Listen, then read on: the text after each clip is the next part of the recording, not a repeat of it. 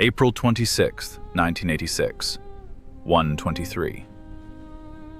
Deep inside the control room of reactor number 4 at the Chernobyl Nuclear Power Plant, the air is thick with panic. Multiple alarms are screaming at once. Dials are spinning wildly out of control. The power levels inside the core aren't just rising, they are skyrocketing at a pace that defies the laws of physics the engineers thought they understood.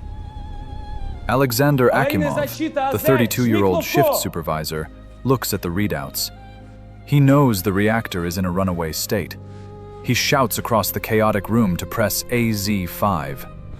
AZ5 is the emergency shutdown button, the ultimate kill switch. Pressing it is supposed to drop all 211 control rods back into the nuclear core at once, instantly stopping the reaction and saving the facility. The button is pressed. The engineers brace themselves, waiting for the massive machine to power down. They expect the nightmare to end. Instead, they guarantee the apocalypse. Because of a fatal, highly classified design flaw that the Soviet government had hidden from its own operators, the tips of the control rods aren't made of a material that stops the reaction. They are made of graphite, a material that briefly, violently accelerates it. When those graphite tips enter the superheated, unstable core, the power surges to an estimated 10 times its normal maximum limit. The water inside the reactor flashes instantly into steam. The pressure inside the reactor becomes incomprehensible. A massive steam explosion tears through the building. It is so powerful that it physically lifts the 1,000-ton steel and concrete biological shield off the top of the reactor like a lid off a boiling pot. Seconds later, a second explosion, likely a hydrogen detonation, rips through the remaining structure, shattering the roof, destroying the walls, and exposing the glowing, radioactive core directly to the open night sky. The unthinkable has happened. A nuclear reactor hasn't just melted down. It has exploded. This wasn't a hurricane building over the warm waters of the Atlantic. It wasn't a tornado descending from a supercell in the American Midwest. This was a disaster made entirely by human hands. A catastrophe born of arrogance, a flawed system, and a series of desperate decisions made in the dead of night. What has just been unleashed will not just destroy the nearby city. It will poison an entire continent. It will alter the DNA of generations. And it will become the most devastating technological disaster in the history of the world. To understand how a marvel of modern engineering turned into a radioactive volcano, we have to rewind the clock just 24 hours. The Chernobyl Nuclear Power Plant, located in northern Ukraine, was the pride of the Soviet Union. It was massive, powerful, and, according to the state, virtually infallible. The engineers who operated it were told that Soviet RBMK reactors were so safe you could build one in Red Square. But on April 25th, the operators were tasked with running a safety test. Ironically, the test was designed to see if the reactor could keep the cooling water pumps running in the event of a total power failure. The spinning turbines, as they slowed down, were supposed to provide just enough electricity to keep the water flowing until the backup diesel generators kicked in. It was a test that had been delayed, pushed back, and rushed. And by the time the night shift arrived at midnight on April 26th, the reactor was already in an incredibly unstable, dangerous state. The men in the control room were tired. They were young. Leonid Toptunov, the senior reactor control engineer, was only 25 years old. He had been on the job for just 2 months. Overseeing the test was Anatoly Dyatlov, the deputy chief engineer. Dyatlov was demanding, uncompromising, and determined to finish the test tonight, no matter what the instruments or the safety protocols said. At 12:28 a.m., a critical mistake was made. The power level in the reactor dropped far too low. It plummeted to near zero. In this state, a nuclear reactor becomes poisoned by a byproduct called xenon, which essentially chokes the nuclear reaction. It acts like ash, suffocating a fire. Standard safety protocols dictated that the reactor should be shut down completely for 24 hours to let the xenon burn off. You do not try to restart a poisoned reactor, but Dyatlov refused to abort the test. He ordered his young, intimidated engineers to pull the control rods, the very things that act as the brakes on a nuclear reaction, almost completely out of the core to force the power back up. By 1 a.m., Reactor 4 was a loaded spring. Almost all of its brakes had been removed. The flow of cooling water was reduced. Masked by false readings and a desperate need to meet a government deadline. At 1:23 a.m., the test officially began. The flow of water decreased. The water boiled. The steam increased the power. The power created more steam. A runaway feedback loop began, ending with Akimov pressing the AZ-5 button and the reactor tearing itself apart. Within minutes of the explosion, the call goes out to the local fire departments in the nearby city of Pripyat. The firefighters have no idea what they are driving into. They are wearing standard canvas firefighting gear, simple helmets and heavy boots. No radiation suits, no lead lining, no dosimeters to measure the invisible threat. They are told it's a standard electrical fire, maybe caused by a short circuit on the roof. When they arrive, they see a blaze unlike anything they have ever witnessed. The flames are shooting hundreds of feet into the sky, but the air itself seems to be glowing with an eerie, shimmering blue light. It looks almost beautiful. But that blue glow is the Cherenkov radiation, the visual result of extreme, lethal radiation ionizing the very air they are breathing. Vasily Ignatenko, a 25-year-old firefighter, is one of the first on the roof. He and his men step onto the burning, melting bitumen tar. Scattered around their boots are chunks of smooth, black mineral. Some of the men kick the chunks out of the way to clear a path for the hoses. Some even pick them up to look at them, curious about what the strange rocks are. They don't know that these are pieces of pure reactor graphite, blown directly from the core.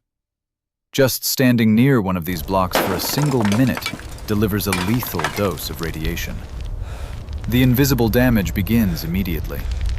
The firefighters start to feel a strange, metallic taste in their mouths, like sucking on a copper coin. Then comes the extreme nausea. Their skin begins to turn a dark, unnatural red, as if they are getting a severe sunburn in the dead of night. Some begin to vomit, collapsing on the roof. They think it's smoke inhalation. They think it's the intense heat of the flames. But it isn't. Their DNA is being shredded at a cellular level. The radiation is destroying their bodies from the inside out. These men fight the fires for hours, standing over an open nuclear volcano. They prevent the blaze from spreading to Reactor 3, saving the rest of the facility from total annihilation. By dawn, the fires on the roof are out. But the firefighters are dying. They will be flown to Hospital Number 6 in Moscow, where over the next few weeks, they will suffer one of the most agonizing, horrific deaths known to medical science. Acute radiation syndrome. Their skin will blister and peel. Their organs will fail. They will become so radioactive that they have to be buried in lead coffins, sealed shut with welding torches. They are the first true heroes of Chernobyl. They gave their lives to stop the apocalypse from spreading. No number can account for the price of a life. Saturday morning arrives in Pripyat. The sun is shining. It's a beautiful spring day. Despite the smoldering ruins of Reactor 4 just 3 kilometers away, life in the city goes on. Mothers take their children out to play in the sandboxes. Men sit by the river, fishing in the cooling pond. Several couples get married, taking wedding photos in the town square. The government has completely locked down the flow of information. The phone lines are cut. Roadblocks are set up. But nobody warns the people of Pripyat. An invisible ash is falling over the city. A highly radioactive dust settles on the hair of the children playing outside. It sticks to the bottoms of their shoes. They are breathing in iodine-131, a highly volatile isotope that immediately targets the thyroid gland. It isn't until 36 hours after the explosion, midday on Sunday, April 27th, that the authorities finally admit the city is no longer safe. A monotone voice comes over the city's public address system. Внимание, товарищи! Attention, attention. Dear comrades, an unsatisfactory radioactive situation has arisen at the Chernobyl Nuclear Power Plant. A mandatory evacuation is ordered. The residents are told to pack enough for 3 days. Bring your documents, some warm clothes, a little food. Leave your pets behind. Don't worry, the government says. This is only temporary. You will be back home soon. Over 1,000 buses line up, stretching for miles. In a matter of hours, 50,000 people are loaded onto the buses and driven away. They leave behind their dishes in the sink, their books on the tables, their dogs barking at the windows, watching them drive away. They don't know it yet, but they will never see their homes again. With the city empty, the Soviet Union faces a terrifying reality. The core of Reactor 4 is still burning. It is an exposed volcano of radioactive material, spewing poison into the winds that are carrying it over Belarus, across Europe, and eventually around the entire globe.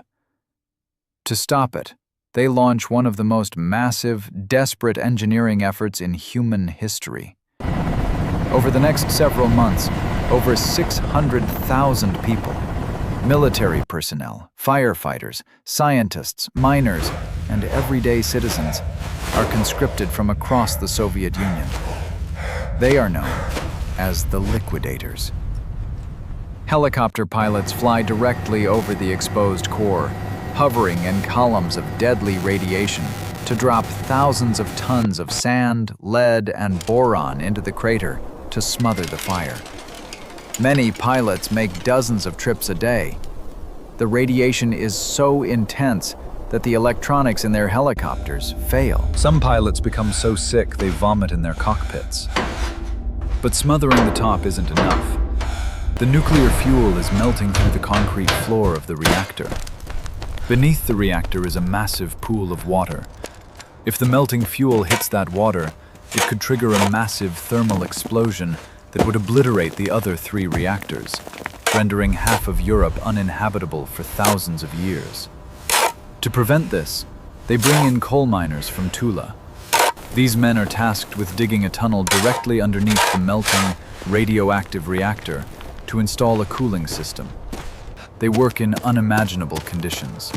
The heat beneath the reactor reaches 120 degrees Fahrenheit. The air is stagnant. It is so hot, and the space so cramped, that the miners work completely naked. They dig around the clock, knowing the radiation is seeping into their bones. They do it because they are told the fate of millions depends on them. Then comes the most dangerous job of all, cleaning the roof. To build a massive concrete tomb over the reactor, the sarcophagus, they first have to clear the highly radioactive debris off the adjacent roofs. They try using remote-controlled robots from West Germany and Japan, but the radiation is so powerful it instantly fries the microchips in the machines. The robots die. So the Soviets are forced to use the only machines that can still function: human beings. They call them bio-robots. Soldiers strap makeshift armor to their bodies, sheets of lead pounded flat and tied over their chests, backs, and groins. They are given a shovel and simple instructions. Run onto the roof, shovel 2 or 3 pieces of radioactive graphite over the edge, and run back.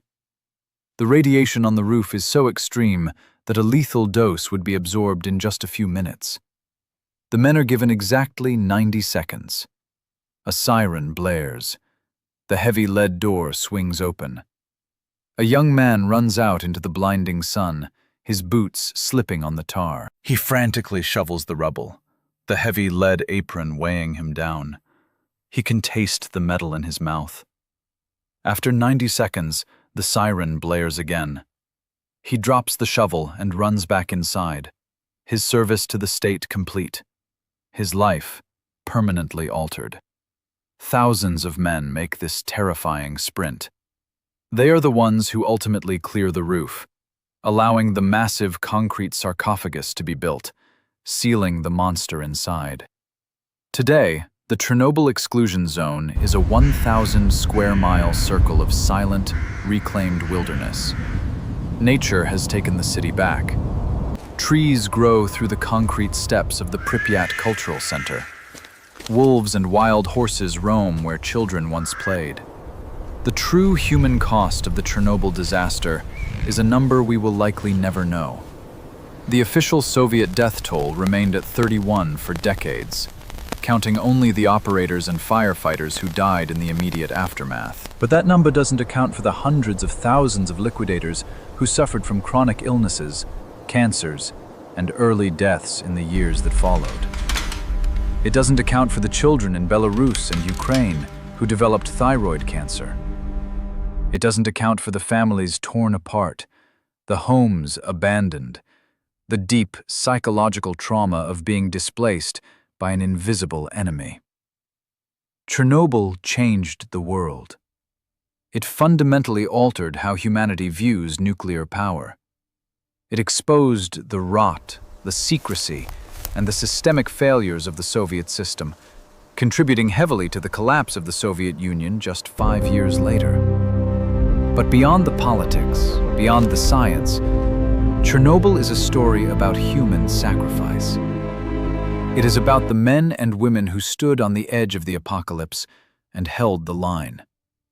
The firefighters who walked into glowing blue fires. The miners who dug in the dark. The young men who sprinted onto a radioactive roof with nothing but a shovel. We often think of disasters as acts of nature. But sometimes, the greatest threats we face are the ones we build ourselves. And yet, when the absolute worst happens, when the sky turns dark and the ground poisons our feet, the response is always the same. Ordinary people step up. They run into the fire. They sacrifice everything for people they will never even meet. Every disaster eventually ends, but the way we hold each other through the darkness, that remains. Take care of one another. If you made it this far, thank you for being here. These stories take time to research, write, and edit, and every single view, like, and comment helps keep them going. So if you want to see more documentaries like this, consider subscribing and leaving a like. It genuinely makes a difference. Stay alert, and I'll see you in the next one.